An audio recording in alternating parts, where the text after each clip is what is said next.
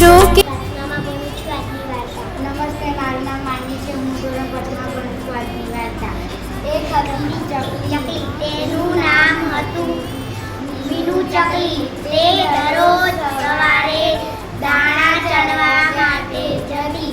એક દિવસ ધોધમાર વરસાદના કારણે ચકલીનો માળો નદીમાં પડી ગયો અને ચકલી રડવા લાગી અને કહે કે મારો માળો તો નદીમાં પડી ગયો. એટલામાં હાથીભાઈ આવ્યા. હાથીભાઈ કહે, મીનુ ચકલી, શું થયું? કેમ રડે છે?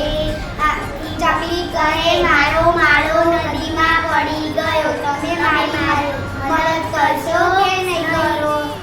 હાથી કહે, હા, હું તમારી મદદ કરીશ. હાથીભાઈ નદીમાં પડ્યા. તેમનો માળો બહાર કાઢ્યો. ચકલી તેના માળા પર બેસી ગઈ.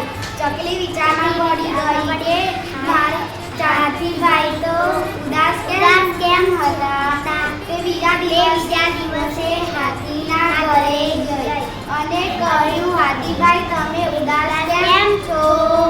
હાથીભાઈ કહે, મારું ઘર તૂટી ગયું છે.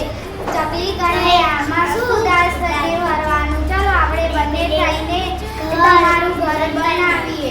આસપાસના જંગલના પ્રાણીઓ જોવા લાગ્યા. ચકલી તો તેના કામમાં જ લાગી ગઈ. થોડી જ વારમાં તેનું ઘર બનીને તૈયાર થયું.